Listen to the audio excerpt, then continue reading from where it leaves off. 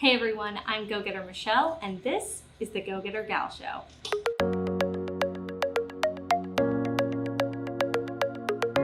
I'm super excited about today's episode because I'm going to be talking about practical ways that you can develop the qualities needed to be a go-getter. And it's nothing super crazy, it's pretty simple, just 3 steps that we're going to go through. And it's important to go through these steps in order, because it's difficult to develop the qualities 2 and 3 that I'll go through if you don't have the foundation of quality number 1. So with that being said, let's jump into it. Number 1 is having a go-getter mindset. This aspect is crucial to build the foundation for being a go-getter. And it's so important, which is why I did a video specifically talking about the go-getter mindset that I'll link below so you can learn a little bit more in depth about the go-getter mindset. But in short, the go-getter mindset is understanding that you are responsible for your own life, your choices, your actions, and your attitude. And the attitude component is really important because most of the time you do have the capacity to change your current situation, but if you can't change your current circumstances, you can always change your attitude. And to take this a step further, a go-getter also has the mindset that they take initiative in their life.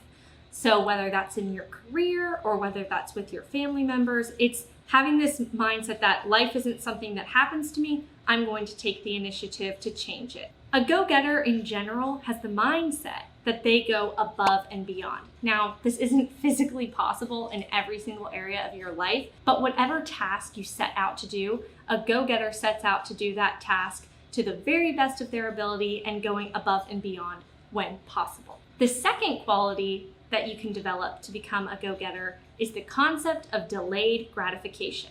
Now, a mindset is crucial for a foundation, but if you don't have delayed gratification, it's almost impossible to be a go-getter. To put the concept of delayed gratification simply, it's foregoing an immediate reward for a greater reward in the future. And there was a study in 1972 at Stanford University that tested the concept of delayed gratification in children. So I'm going to reference my phone for the scientific research. So in 1972, they tested these children with marshmallows. It's called the marshmallow test. And they told the kids that they could have 1 marshmallow immediately, or I believe it was 15 minutes. If they waited, they could have 2 marshmallows. So the concept of you'll get a reward or more of a reward if you sacrifice something. So they tested these children over the years to see how they developed, the ones who had delayed the gratification and got 2 marshmallows instead of 1. The children who were willing to delay gratification and waited to receive the second marshmallow ended up having higher SAT scores, lower levels of substance abuse, lower likelihood of obesity, better responses to stress, and better social skills as reported by their parents. The researchers followed each child for more than 40 years, and over again, the group who waited patiently for the second marshmallow succeeded in whatever capacity they were measuring. That's pretty powerful stuff. So it's not just me who thinks this, scientific research proves it. Delayed gratification is really essential for being a go-getter and for success in your life. Delayed gratification is a concept that you want to apply to all areas of your life. And I'm going to give a couple examples so it's a little bit easier to understand of how you can practically apply this principle. The first would be in the area of health. So if you eat healthy foods the majority of the time and you delay the gratification of the instant satisfaction of eating a bad food, you're going to be healthier, feel better, and also look better because you delay that immediate reward of eating the bad food, which may be quicker, cheaper, or just tastes good. Another area would be your career. You could take an entry-level job somewhere that could be pretty difficult, or it might not be exactly the job you want, but you work hard in that job so you eventually get a job that you really love in the future. You're delaying that gratification by putting in the work now because the reward will come later. Another area would be your finances. The general concept of saving is basically the definition of delayed gratification. It's more fun and it can be easier to just take your money and spend it on whatever you want.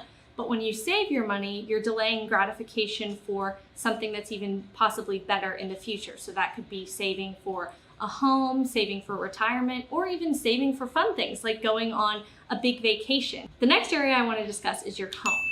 One way you can practice delayed gratification at home is by putting things away or cleaning on a regular basis, which takes more discipline rather than just tossing things aside or letting the dishes pile up in the sink.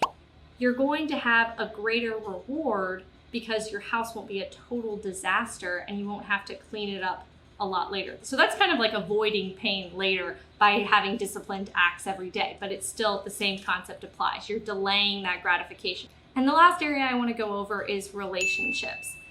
And I think a great example of delayed gratification is when you have children. So I don't have children personally, but I've been staying with my sister and brother-in-law for a while now during quarantine. And let me tell you, I completely understand delaying gratification, taking care of a child. It's so worth it. My nephew is just absolutely adorable and wonderful, but it takes a lot of sacrifice taking care of kids. Delayed gratification really comes down to making sacrifices now for a greater reward later. And that's not to say you can't have any fun now. I want everyone to be able to enjoy the lives they're living. It's the journey, not just the destination. But when you delay gratification, I promise that you'll have a more productive, happier, and more meaningful life, because you can have things that make you happy right in the moment, but the things that really give people meaning in their lives are when they delay gratification and sometimes have to go through more discipline or pain rather than immediate satisfaction. So your mindset, a go-getter mindset, you take responsibility for your life. And number two, delaying your gratification in a lot of areas of your life. You don't just give in to your immediate desires. You have discipline and know that sacrifices now can mean greater reward later. Number three, last but certainly not least. So when you think of the word planning, what comes to mind? Planning a fun to-do list for work, planning your retirement savings.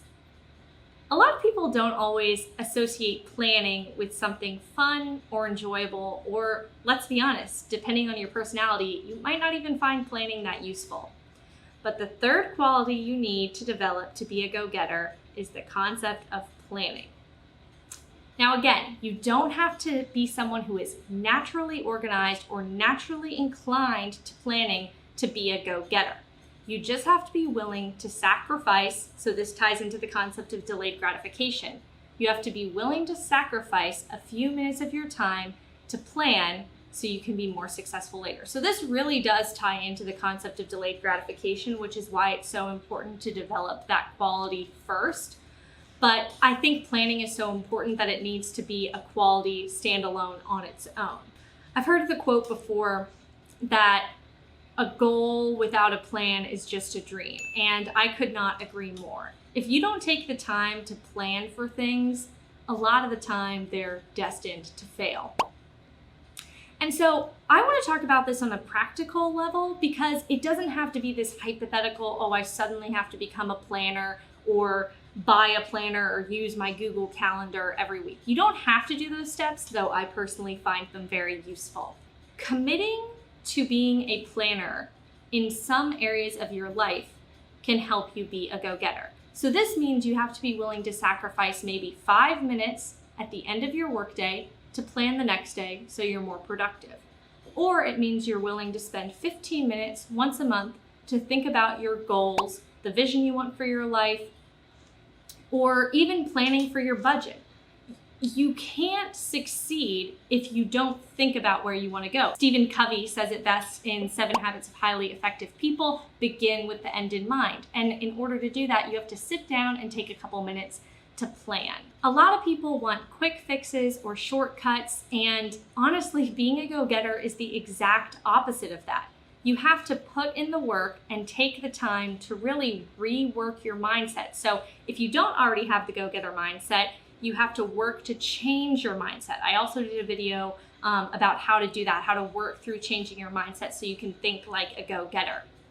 And then number 2, for delayed gratification, That concept is the opposite of a quick fix. You sometimes have to wait a long time before you see the reward. That could mean working on a project at work for months before seeing it come to fruition. And like I mentioned in the concept of finances, you have to save your money and not get a reward for a long time before it builds up and you're able to use that money to take that trip. Or for a very long time, you don't get the reward when you're saving when you're younger and saving money for retirement. And then lastly, planning. I know some people might not find it fun. I personally find it enjoyable, but some people might not find it fun to take 15 minutes out of their day to plan for their week ahead, or take 10 minutes each week to take care of their budget. But in order to be a go-getter, you have to make sacrifices, sometimes in the present, for a greater reward in the future. In summary, the qualities you need to develop to be a go-getter is a go-getter mindset, delayed gratification, and then a willingness to plan in multiple areas of your life. Doesn't have to be a huge commitment, but a little bit of planning can go a long way. Have you guys taken any of these steps towards being a go-getter? If so, please leave a comment below and let us know how. I'd love to hear how you've worked your delayed gratification muscle and strengthened it in different areas. Or if you have any questions about planning, please let me know below. And as always, you can head over to Instagram at GoGetterMichelle. I'd love to start a conversation there. If you want some one-on-one help with planning or practicing delayed gratification, you can send me a DM on Instagram. I'd love to connect with you guys. If you believe you can take these 3 steps towards being a go-getter, like this video, subscribe, and hit the notification bell so you don't miss any of my new videos. I'll see you all next week. Bye.